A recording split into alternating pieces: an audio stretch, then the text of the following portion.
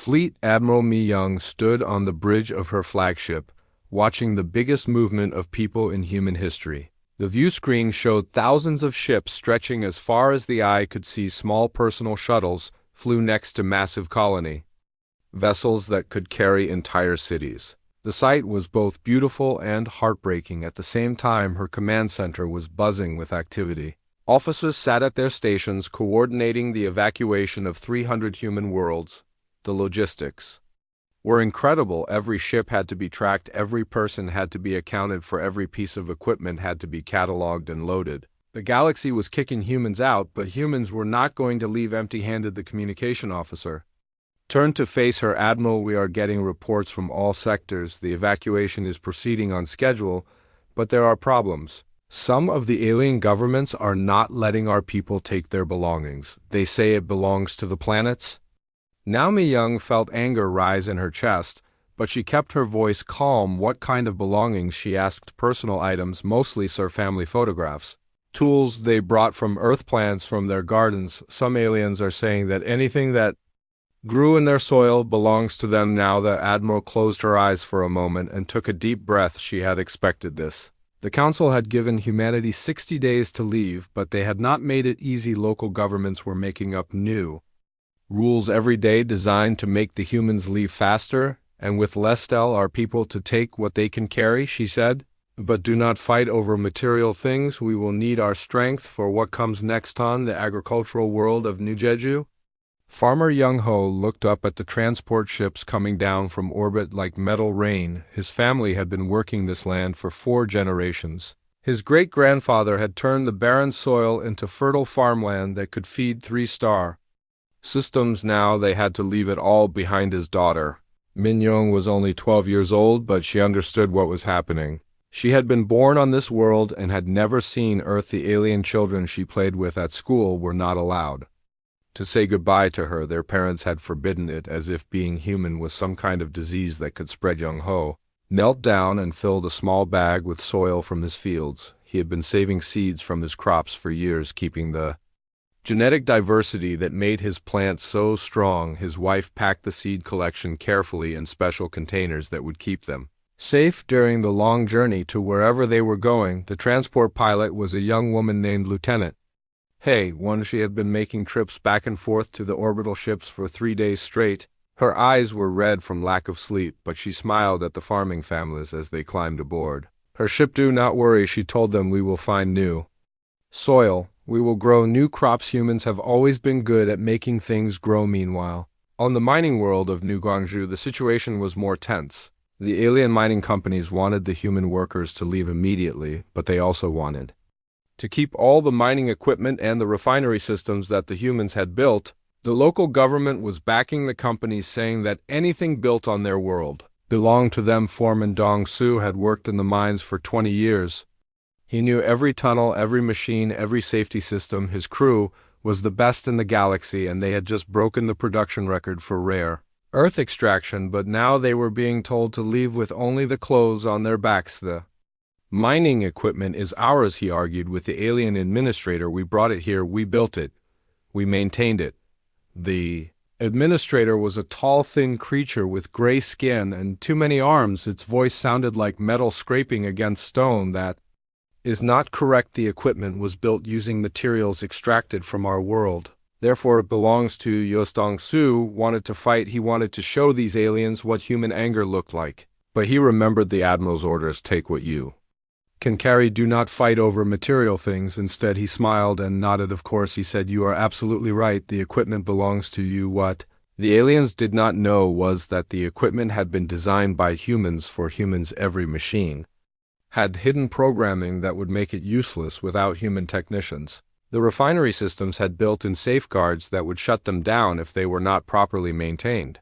The mining robots had friend or foe identification systems that would only respond to human commands. In the orbital shipyards above Kepler 442b, engineer Dayun was working with her team to dismantle the massive construction platforms. They had built these facilities over the past 50 years, turning them into the most advanced shipyards in the galaxy. They had constructed vessels for dozens of alien species, always sharing their technology freely. Now They were taking it all apart piece by piece, loading the most advanced components onto human ships, while leaving behind only the basic framework. The aliens, watching from their observation posts, thought the humans were just cleaning up after themselves. They had no idea that they were losing the most sophisticated manufacturing capability in their sector. Yun looked at the blueprints on her tablet. These yards had been her life's work. She had designed systems that could build anything from small shuttles to massive space stations. The technology was decades ahead of anything the aliens had, but she was not bitter about leaving it behind. She was excited on Earth. She told her assistant chief engineer, "We will build something even better." The assistant was a young man named Taeho, who had just graduated from the engineering academy. This was supposed to be his first assignment, but now it was becoming his last. How can we build better ships when we will not have access to the galactic trade networks? We will not have alien materials or alien workers. Yun smiled and patted his shoulder. "Young man, you are thinking like someone who needs permission to innovate. Humans do not need permission. We will find our own materials. We will develop our own techniques, and we will build ships that will make these yards look like children's toys." The most heartbreaking scenes were happening on the mixed colonies where humans and aliens had built integrated communities for generations. They had lived together, worked together, married each other, and raised children together. Now, the galactic government was tearing these communities apart on the World of New Harmony teacher. Hey, one was helping her human students pack their belongings while her alien colleagues watched from across the room. The school had been a model of interspecies cooperation. Students of 12 different species learned together in the same classrooms. Her best student was a human girl named Eugene, who had been friends with a young Altarian named Klex99. The two children had been inseparable since kindergarten. They studied together, played together, and had planned to attend the same university, but now they were being forced apart. Eugene was crying as she put her school projects into boxes. Klex99 stood at the edge of the room, wanting to help but afraid to get too close. The Altarian government had told all their citizens to avoid contact with humans during the evacuation period. Teacher, hey, one could not stand it anymore. She walked over to Klex99 and gently took the young alien's hand. "Come," she said, "let us help Eugene pack her things together." As they worked side by side the way they always had, hey, one realized that this was what the galaxy was losing, not just human technology or human workers, but the connections that had been built over generations, the trust that had been carefully constructed, the friendships that had made the galaxy feel like home. The evacuation continued for all 60 days. Ships launched from every human world, carrying not just people and equipment, but dreams and memories and the promise of return. The galaxy watched them go with relief, thinking that the problem was solved. But as the last transport ship disappeared into hyperspace, carrying the final human refugees, something else was leaving too. The galaxy was losing its innovators, its protectors, its bridge builders. The Council had removed what they saw as a threat, but they had actually removed the glue that held their civilization together. They would realize this soon enough, but by then it would be too late. The humans were gone, and they were not coming back the same way they had left. They would return stronger, smarter, and more determined than ever before, but first they had to survive in the cold, empty darkness beyond the galactic rim, where no one had ever tried to build a civilization before the Exodus was complete. But the real story was just beginning. Captain Haiyan Wu walked slowly through the massive doors of the Galactic Council building. His boots made soft clicking sounds on the crystal floor that seemed to go on forever. The building was so tall that he could not see the top even when he looked straight up. The walls were made of some kind of glowing material that changed colors every few seconds, making rainbow patterns dance across his uniform. He had been to this place many times before, but today felt different. Today felt final. The air itself seemed heavy, like it was pressing down on his shoulders. He could feel the eyes of thousands of alien beings watching him from the viewing platforms high above. Their strange shapes and colors made the place look like a nightmare made of living rainbows. The translator device in his ear buzzed and crackled as different alien voices spoke in languages that sounded like music or metal grinding or wind whistling. Through caves he understood every word but wished he did not. The words they spoke were not kind, they were not fair, they were the words that would change everything for his papal ambassador. Velnara from the Valerian Empire stood at the center podium. Her body looked like a giant octopus made of blue jelly. But her voice was cold as ice when she spoke. The translator made her words sound human, but Hen Wu could hear the anger underneath. She had been arguing against humanity for 3 whole months, and now she was about to win. We have deliberated for 93 standard days, she said, and her tentacles moved in patterns that meant she was very sure of herself. The evidence is clear and cannot be ignored. Humanity has shown time and time again that they are too dangerous to remain part of our peaceful galactic community. Dr. So Young sat in the human section of the observation deck. Her hands were shaking, but she kept taking notes on her datapad. She had been Earth's chief diplomat for 15 years and had never seen anything like this. The other alien diplomats she had worked with for so long would not even look at her. Now they acted like she was already gone, like she was already dead. The Valerian ambassador continued speaking, and her words cut through the huge chamber like knives. 3 months ago, human forces attacked the Kepler mining station.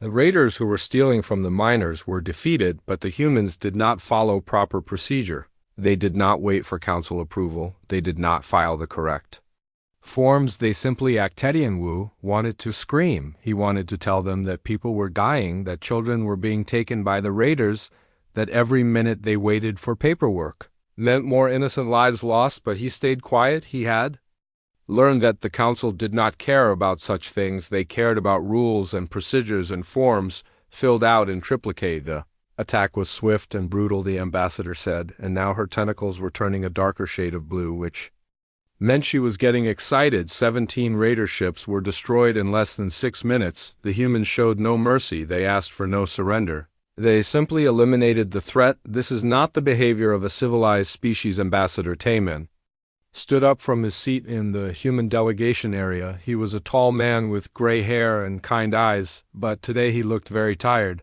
He had been fighting this battle for months, knowing that he was probably going to lose. He raised his hand to ask permission to speak, but the Valerian ambassador ignored him. The decision has been made, she announced, and suddenly the huge chamber became very quiet. Even the translator devices stopped making their buzzing sounds. The Galactic Council has voted.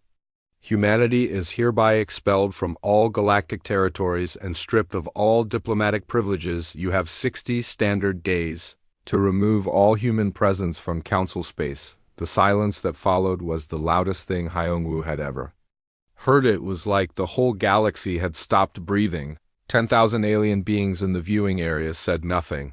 The council members at their special tables said nothing. Even the machines that usually hummed and beeped in the background had gone quiet. Then the noise started. It was not cheering or booing. It was something much worse. It was the sound of relief. Like when you finally get rid of something that has been bothering you for a long time. The aliens in the viewing areas began to talk among themselves in their strange languages. The translator picked up words like finally and safer and about time. Dr. So Young stood up and began walking toward the exit. Her notes were forgotten on her seat. She had spent her whole adult life trying to build bridges between humans and aliens. She had learned 17 different alien languages. She had studied their cultures and customs and had tried so hard to make them understand that humans were not monsters. Other human diplomats and observers began to follow her out of the chamber. They moved like people walking away from a funeral, which, in a way, they were. This was the funeral of the dream that all intelligent species could live together in peace and harmony. The galaxy had decided that humans were too different, too dangerous, too human. As they walked through the crystal corridors toward the exit, Hyun-woo could hear the council members already planning how to divide up the territories that humans would be forced to abandon. The Altarian Trade Union wanted the mining rights to the outer colonies. The Centauri Federation was interested in the agricultural worlds. The Vegan Republic had their eyes on the research stations. Ambassador Taemin was the last human to leave the council chamber. He stopped at the doorway and looked back at the aliens who had been his colleagues and friends for so many years. Some of them looked sad, some of them looked guilty, but most of them looked relieved. He understood why. They had never really understood humans, and what they did not understand they feared. The journey back to the human embassy was long and quiet. The transport moved through the city streets past buildings that reached toward the sky like fingers. The aliens they passed on the sidewalk stared at them with curiosity and fear. Some pointed and whispered to their companions. Most just looked away as if the humans were already ghosts. Minister Jin-ho was waiting for them at the embassy. He had been watching the proceedings on the quantum communication link from Earth. His face was pale and his hands were clenched into fists. He had been a soldier before he became a diplomat, and Heian Wuo could see that the soldier was angry. So it is done, Jin-ho said, and it was not a question. The council has spoken. We are no longer welcome in the galaxy we helped to build, the colonies we protected, the trade routes we secured, the research we shared. None of it matters now. The news was already spreading. Across human space, the quantum communication arrays were buzzing with messages from every human world. Colony governors were demanding to know what would happen to their people. Merchants were asking about their contracts with alien businesses. Families were worried about their loved ones who lived on mixed worlds, but something else was happening too, something the council had not expected. As the news spread, so did something else. Anger, yes, but also determination. The humans who had built lives among the stars were not going to simply fade away. They were going to prove that the council had made a terrible mistake on. The industrial world of New Bizen factory workers were already starting to pack up the machinery they had built on. The farming planet of New Jeju settlers were gathering seeds and equipment that they would need to start over. On the research stations scattered throughout the galaxy, scientists were downloading decades of data. The council thought they were getting rid of a problem, but they were about to learn that they had created something much worse. They had created a species with nothing left to lose. Fleet Commander Wu Jin floated in zero gravity, looking out at the most amazing construction project he had ever seen. Thousands of ships were working together to build something that had never existed before, a massive space station that would become the new capital of human civilization. They were calling it New Terra, and it was growing bigger every day. The station was not like anything humans had built before. It was not just a place to live, it was a statement to the galaxy that humans could create something beautiful and powerful even in the cold, empty darkness beyond the rim. The outer ring was already complete and spinning to create artificial gravity. The intersections were being fitted with factories, laboratories, and living quarters. Construction Chief B.O. Ram was in charge of the building teams. She had worked on space stations before, but nothing like this. The scale was incredible. They were essentially building a city in space that could house 2 million people and serve as the center of government for all of human space. We need more steel, she told her assistant while reviewing the daily progress reports. The mining ships are working around the clock, but we need more raw materials. Her assistant was a young engineer named Kyung Soo, who had volunteered for the project straight out of college. The asteroid belt in this system has plenty of iron and nickel, he said. But we need rare earth elements for the advanced systems. Boram smiled. We will find them. Humans are good at finding what they needing. The research section of the growing station, Dr. Eunji was making discoveries that would change everything without access to the galactic database networks. Human scientists were forced to think in new ways. They could not just look up answers in alien textbooks. They had to figure things out for themselves. Her laboratory was small and cramped, but it was producing results faster than any research facility she had ever worked in. The isolation was forcing innovation. Her team had just developed a new type of fusion reactor that was 30% more efficient than anything the Galactic Council had. The breakthrough came when we stopped trying to copy alien technology, she explained to her research team. Instead, we focused on what humans do best. We solve problems in ways that nobody else thinks of. Dr. Seung-min was working on faster-than-light communication systems. The Council had cut off human access to the galactic quantum network, but humans were building their own. The new system was actually better than what the aliens had. It was faster, more secure, and could work over longer distances. We are not just rebuilding what we lost, he told his team. We are building something better. The agricultural ships were performing miracles under the leadership of botanist Kyung Min.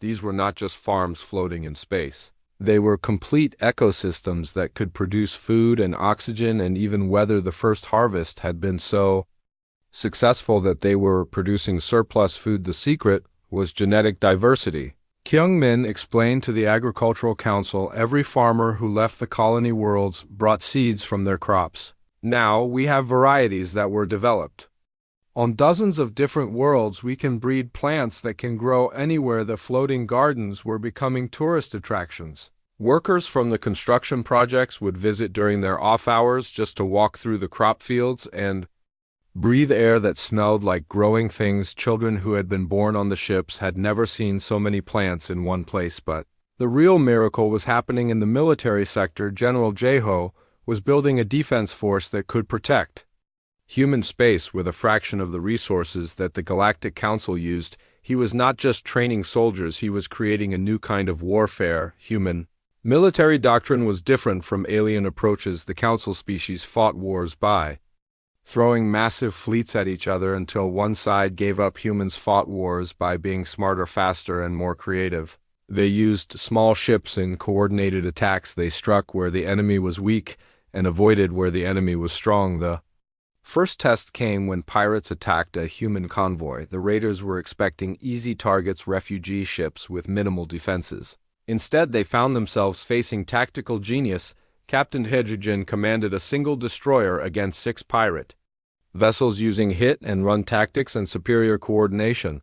His ship disabled all 6 attackers without taking a single casualty. The pirate leader was a Korthak warrior named Grok Destroyer. He had been raiding in this sector for 15 years and had never been defeated. When he was brought aboard the human ship as a prisoner, he was confused. "Your ship is smaller than mine," he said through the translator. "How did you win?" Captain Seokjin smiled. "We did not win because we were bigger or stronger. We won because we were smarter. We knew where to hit you and when to hit you and how to make you hit yourself." Meanwhile, Ambassador Sumin was making contact with other species that existed outside Council space. These were aliens who had been rejected by the galactic government or who had never wanted to join in the first place. Many of them were surprised to find humans in the Outer Rim. The first contact was with the Wanderer fleet, a group of nomadic aliens who traveled between the galaxies. They had been exploring the universe for thousands of years and had never seen anything like human determination. "Your people are interesting," said Fleet Mother Zara Voidwalker. "We have watched many species rise and fall, but we have never seen anyone build a civilization in the space between stars." Most species would have given up, and Deedsumin was meeting with the Wanderer delegation aboard New Terra. The station was impressive enough that even these ancient space travelers were taking pictures. "We do not give up easily," she said. "That is what got us exiled from the galaxy in the first place." The negotiations resulted in the first trade agreement between humans and the Wanderers. The aliens had access to technologies from other galaxies while humans had innovation and manufacturing capability. It was a partnership that would benefit both species. Other contacts followed. The rebel worlds were systems that had broken away from the Galactic Council decades ago. They had been fighting a lonely war for independence and were excited to find allies. The free traders were merchant groups that operated outside Council regulations. They wanted access to human goods and services. Each new alliance made human space stronger and more connected. The galaxy had expected humanity to wither and die in isolation. Instead, they were building a new kind of civilization that was more dynamic and more free than anything the Council had created. Back in Council space, the first problems were starting to appear. The Thrakari Syndicate had been kept in check by human patrol fleets for decades. Now, with the humans gone, the Syndicate was expanding its operations. Raids on shipping lanes increased by 400% in the first year. The Council's security forces were designed for peacekeeping, not for fighting actual wars. They were bureaucrats with weapons, not soldiers. They followed procedures and filled out forms while merchants and colonists died. Council Security Chief Vex Protocol was getting desperate reports from across the galaxy. The outer systems were becoming lawless. Pirates and raiders were attacking at will, knowing that help would not come for days or weeks. The response time for security forces had increased from hours to days. "We need to increase patrols," Vex Protocol told the Council session, "but we do not have enough ships or trained personnel. The humans used to handle frontier security. Now we must do it ourselves." The Council members looked at each other with growing concern. They had not realized how much they had depended on human military protection. The humans had been so efficient at maintaining order that most aliens had forgotten that pirates and raiders existed, but it was too late to admit the Mistake the humans were gone and they were not coming back. The galaxy would have to learn to defend itself or learn to live with chaos in. The depths of space beyond the galactic rim. Humanity was not just surviving, they were thriving. They were building something new, something that would change the balance of power in the universe forever. A council had thought they were getting rid of a problem, but they had actually created their own replacement. The first year of exile was ending and humanity was stronger than ever. Before they had proven that they did not need the galaxy's permission to build a civilization. They had proven that they could innovate and adapt and overcome any challenge. Soon they would prove something else. They would prove that the galaxy needed them more than they needed the galaxy, but that lesson would come later, when the galaxy was burning and crying out for help, when the very aliens who had voted for exile would beg for human protection. The real test was still coming, but humanity was ready. The universe had a way of testing civilizations. When they least expected it, 3 years after humanity's exile from the Galactic Council, the greatest threat in recorded history emerged from the dark heart of the galaxy. It was not an enemy that could be negotiated with or understood. It was something that consumed entire star systems and left nothing but empty space behind. The first reports came from the core worlds where the oldest and most advanced civilizations lived. The eternal archives of Proxima Prime simply vanished overnight along with the star system that had housed them for 10,000 years. The next day, it was the crystal gardens of Vega 7 billion beings gone without a trace, without even a distress signal. Dr. Shang-Su was monitoring the situation from his research station hidden in the asteroid belt around New Terra. He had been studying deep space phenomena for his entire career, but nothing had prepared him for this. The readings were impossible energy signatures that defied known physics, mass disappearances that left no debris. He called it the void plague because it seemed to spread like a disease, jumping from system to system, following paths that made no sense. The Galactic Council scientists were baffled. They had access to thousands of years of accumulated knowledge, but none of it helped them understand what they were. Facing the plague was not random. Shang-Su realized as he studied the pattern of disappearances, it was following specific routes. Avoiding certain types of stars and targeting others, there was intelligence behind it, but not the kind of intelligence that council diplomats could negotiate with. His research team was small but dedicated. They worked in shifts around the clock, analyzing data from long-range sensors. The breakthrough came when they realized the plague was not consuming stars. It was consuming the space between stars. It was eating the fabric of reality itself. On the council worlds, panic was spreading faster than the plague itself. Entire sectors were being evacuated as the mysterious force moved closer to populated systems. The council's response was typically bureaucratic. They formed committees and subcommittees. They held meetings and conferences. They debated proper procedures while worlds died. Admiral Velnara, who had led the campaign to exile humanity, was now facing the consequences of her actions. The council's security forces were designed to maintain order among civilized species, not to fight cosmic horrors that existed outside normal space-time. We need military advisors, she told the emergency council session. Our forces are not trained for this kind of threat. We need tactical expertise. The irony was not lost on anyone. The same council that had declared humanity too violent for civilized society was now desperate for human military knowledge. But pride kept them from asking for help directly. Instead, they sent unofficial messages through back channels hoping that humans would volunteer assistance. The message reached Ambassador Kang Ho through a Wanderer Fleet communication relay. It was from his old friend Dr. So Quantum, a Valerian scientist he had worked with for years before the exile. The message was simple but desperate. We need help. The plague is spreading faster than we can evacuate. We do not know how to fight it. Kang Ho took the message to President Nayoung, who was governing humanity from the command center of New Terra. The council had made their choice 3 years ago, but Nayoung understood that some things were bigger than politics. When the universe itself was at stake, old grudges had to be set aside. Send them everything we have, she ordered. Our research data, our tactical analyses, our theoretical models. If they can use our information to stop this thing, then we will share it freely. The human response surprised everyone, especially the council members who had expected demands for restoration of diplomatic status or reparations.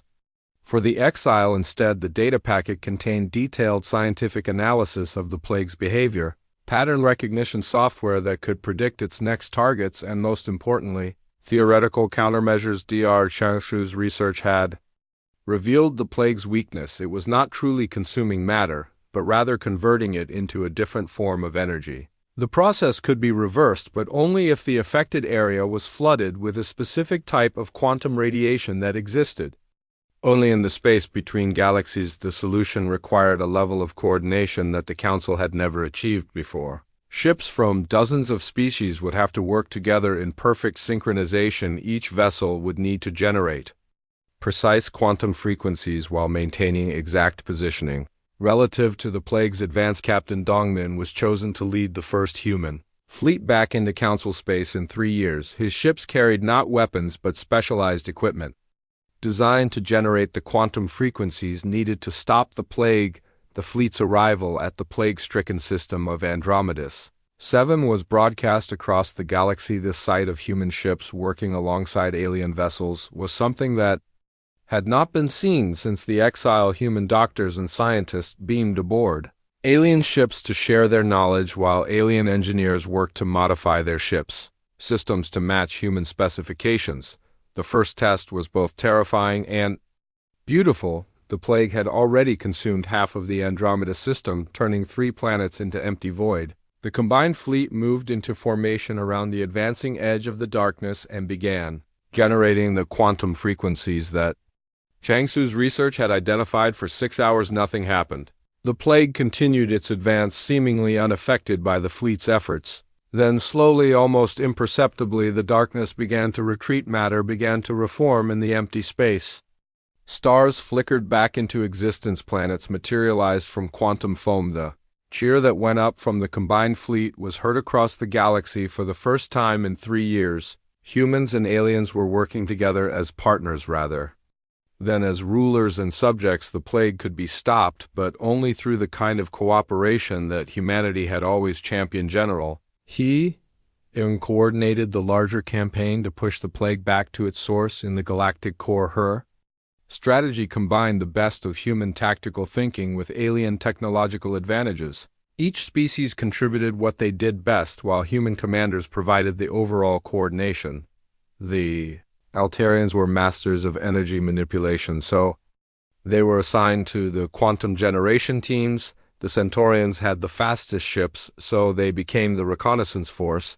The vegans were expert engineers, so they handled the technical modifications. Each species had a role that matched their strengths. The campaign took 8 months of constant fighting, not against an enemy that could be shot, but against a force of nature that had to be carefully contained and reversed. Every battle was a careful dance of positioning and timing.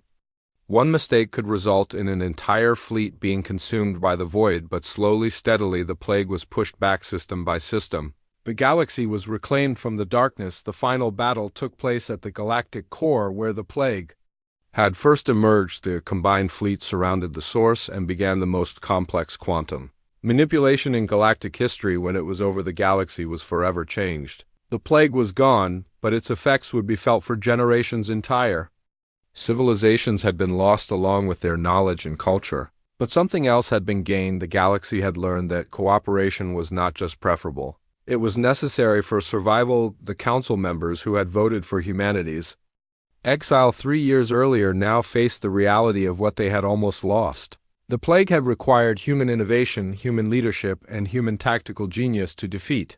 Without humanity's contribution, the galaxy would have been consumed by the void. But the real victory was not the defeat of the plague. It was the realization that the galaxy's greatest strength lay not in any single species, but in the cooperation between all of them. Humanity had proven that exile had not made them bitter or vengeful, but had instead taught them the true value of unity. The galaxy was safe for now, but new challenges would come, and when they did, the galaxy would need all of its children working together. The Council had learned a hard lesson about the cost of fear and prejudice. Now it remained to be seen whether they would remember that lesson when the next crisis came. As the human fleet prepared to return to the Outer Rim, Ambassador Kang Ho received an unexpected visitor. Admiral Vel Nara, who had led the campaign for humanity's exile, stood in his office. Looking older and more tired than he remembered, Dai was wrong. She said simply, "We were all wrong. We thought we were protecting the galaxy by removing what we saw as a threat. But we were actually removing our greatest strength." Kang Ho nodded. "We know, and we forgive you. Fear makes people do foolish things, but courage makes them do great things. The galaxy has shown courage today." The conversation was being recorded and broadcast across the galaxy. It was the first step toward healing the wounds that had been opened by the exile. But healing would take time and trust had to be rebuilt slowly. The plague was gone, but its shadow would linger. The galaxy had learned what it meant to face extinction and had learned that survival required not just individual strength but collective wisdom. The humans had proven themselves to be teachers as well as warriors. Soon there would be other tests and other challenges. But for now, the galaxy was safe, and humanity had shown that exile had not broken them but had instead made them stronger. The real question was whether the galaxy would learn from this experience or whether fear.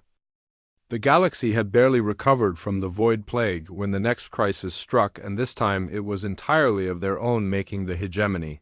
War erupted 5 years after humanity's exile when 3 major species decided to fill the power vacuum that humans had left behind. What started as trade disputes quickly escalated into the first galactic civil war in over 1,000 years. The Altarian Trade Federation claimed that their superior technology gave them the right to control shipping lanes. The Centauri Republic argued that their military strength made them the natural leaders of galactic defense. The Vegan Empire insisted that their ancient wisdom qualified them to guide younger species. All 3 were wrong, and all 3 were willing to fight to prove their point. Admiral Myung-ho watched the early battles from his command ship hidden in the darkness between star systems. His fleet had been monitoring Council space for months, gathering intelligence on the developing conflict. The tactical reports made for grim reading. Entire systems were burning while the Council debated appropriate responses. The war was not like the careful, coordinated response to the Void Plague. This was chaos pure and simple. 3 massive fleets were fighting for control of strategic systems, while smaller species were forced to choose sides or face destruction. The Council's peacekeeping forces were completely overwhelmed. The first major battle took place at the Rigel Junction, a crossroads system that controlled access to 12 different sectors. The Altarians attacked with their advanced energy weapons, while the Centaurians responded with their heavy assault ships. The Vegans tried to use their superior numbers to overwhelm both sides. The battle lasted for 3 days and ended with the complete destruction of the Rigel system. The star itself was destabilized by the massive energy discharges and went nova, taking 7 planets and 40 billion inhabitants with it. The shockwave would be felt across the galaxy for decades. Council Security Chief Vex Protocol was getting desperate reports from across civilized space. The outer systems were being abandoned as refugees fled toward the core worlds. Pirates and raiders were moving into the empty systems, knowing that there were no longer any patrol fleets to stop them. "We cannot maintain order," he told the Emergency Council session. "Our forces are designed for peacekeeping, not for fighting 3 separate wars at once. We need military expertise that we do not possess." The Council members looked at each other with growing panic. They had spent 5 years convincing themselves that humanity's exile had made the galaxy safer. Now they were facing the reality that human military protection had been all that stood between civilization and chaos, but pride still kept them from asking for help directly.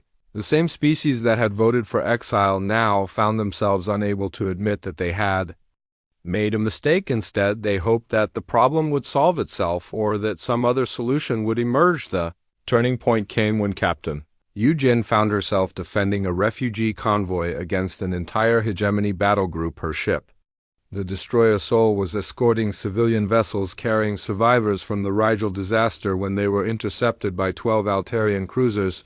The Altarian commander was Admiral Zek Superior, who had been hunting human ships since the war began. He had convinced himself that humans were secretly supporting one of the other factions and that capturing a human ship would prove his theory. "Surrender immediately," he broadcast on all frequencies. "Your ship is surrounded and outgunned. You cannot escape." Captain Yu-Jin looked at her tactical display. Her single destroyer was facing 12 enemy cruisers, each one larger and more heavily armed than her ship. Any reasonable military commander would have surrendered or tried to negotiate. But humans were not reasonable. Negative, she replied calmly. We are escorting civilian refugees under galactic protection laws. If you attack us, you will be committing a war crime. The Altarian admiral laughed. War crimes are for peacetime. Human, this is war, and you are the enemy. What happened next became legend throughout the galaxy. Captain Yujin used tactics that no Council military academy had ever taught. Her ship darted between the enemy cruisers using their own size against them. She targeted weak points that most species would never think to attack. She coordinated her attacks with the movements of the refugee ships, turning the convoy into a mobile fortress. The battle lasted only 18 minutes when it was over. 3 Altarian cruisers were disabled, 2 more were retreating, and the rest were too damaged to continue fighting. The Sol had taken minor damage, but all the refugee ships were safety. Recording of the battle was broadcast across the galaxy, showing what human tactical genius could accomplish even when outnumbered 12-1. The message was clear: the galaxy had exiled its greatest military minds and was now paying the price. Dr. Sung Ho was analyzing the war's progression from his research station in the asteroid belt. His computer models showed that the conflict was following predictable patterns. The 3 major factions were fighting for control, but none of them understood how to actually win a war. They are fighting like this is still peacetime, he explained. To his research team, they are trying to capture territory and hold it like they are playing a game. But war is not about territory, it is about breaking the enemy's will to fight. The human approach to warfare was fundamentally different from alien methods. The Council species had been fighting ritual battles for so long that they had forgotten what real war looked like. They followed rules and procedures even when those rules guaranteed their defeat. Humans understood that war was about adaptation, innovation, and the willingness to do whatever was necessary to protect innocent lives. The galaxy had called this savagery, but now they were learning that sometimes savagery was the only thing that could stop greater evils. The breaking point came when all 3 factions simultaneously attacked the Council's core worlds. The ancient seat of galactic government found itself under siege for the first time in its history. The crystalline citadel that had once seemed invincible was now surrounded by hostile fleets. The Council members, who had voted for humanity's exile, now faced the consequences of their decision. The very aliens who had called humans too violent were now being attacked by enemies who showed none of the restraint that humans had always demonstrated. Council leader Prime Voice was trapped in the Citadel's command center, watching as the 3 enemy fleets closed in on the capital world. His security forces were outnumbered 50-1, and the planetary defenses were already failing. Send the message, he ordered his communications officer. Use the formal diplomatic channels. Tell them that the Galactic Council requests immediate military assistance from the Human Federation. The message was transmitted across the galaxy using the same ceremonial protocols that had once condemned humanity to exile. The irony was not lost on anyone. The Council that had declared humans too dangerous for civilization was now begging for human protection. The response came within hours, not from the human government, but from President Nayang herself, speaking directly to the Council chamber via quantum transmission. Her image appeared on the main view screen, showing a woman who looked older and more tired than when the exile had begun. We have received your request, she said, and her voice carried across the galaxy. We will respond not because we have forgotten what you did to us, but because we have never forgotten what we swore to protect. The human battle fleet that emerged from hyperspace above the Council worlds was unlike anything the galaxy had ever seen. These were not the ships that had been exiled 5 years earlier. These were vessels that had been forged in the darkness between stars, designed by minds that had been freed from the constraints of galactic bureaucracy. Admiral Zhu Yang commanded the largest military operation in galactic history. 6,000 human ships, supported by allied fleets from the Wanderer nations and the free worlds. The force was massive, but more importantly, it was coordinated in ways that the feuding factions could never match. The battle for the Council worlds lasted only 6 hours. The human fleet did not fight like the Altarians with their overwhelming firepower, or like the Centaurans with their brute force attacks, or like the vegans with their swarming tactics. They fought like humans with precision, coordination, and an understanding of their enemies. weaknesses. Each faction was defeated separately. Using their own strengths against them, the Altarians were lured into energy weapon duels that drained their power systems. The Centaurians were engaged in ship-to-ship combat that negated their numerical advantage. The vegans were scattered by hit-and-run attacks that broke their formation. When the battle was over, the three faction leaders found themselves prisoners aboard human ships. The war that had seemed unstoppable had been ended by the very people who had been exiled for being too violent. The galaxy was safe, but the cost had been enormous. President Na Young addressed the council from the bridge of her flagship. The chamber that had once condemned humanity now listened in silence as she spoke about the price of fear and the value of cooperation. You exiled us because you were afraid of what we might become, she said, but you never asked what we actually were. We were your guardians, your protectors, your friends, and when you cast us out, you left yourselves defenseless against the very chaos that we had always kept at bay. The council members sat in stunned silence as the truth of her words sank in. They had created the very crisis they had tried to avoid. The galaxy held its breath as President Na Young stood before the emergency council session. Her image was being broadcast to every world in civilized space and beyond. The woman who had led humanity through 5 years of exile was about to make the most important speech in galactic history. The council chamber was packed with representatives from every surviving species. The same aliens who had voted for humanity's exile now waited to hear their fate. Many expected revenge, some hoped for forgiveness. All of them understood that their future lay in the hands of the people they had once rejected. I stand before you today not as a conqueror, but as a healer. Na Young began, her voice calm and steady. The galaxy is wounded. It has been torn apart by fear and prejudice and the violence that always follows when wisdom is abandoned. But wounds can heal if we have the courage to do what is necessary. The Altarian representative, who had once been among the loudest voices calling for exile, now sat in silence, his proud bearing replaced by something that looked like shame. The Centaurian delegates avoided eye contact with the human observers, while the vegan council members seemed to have aged decades in the past few hours. We could have chosen revenge, Na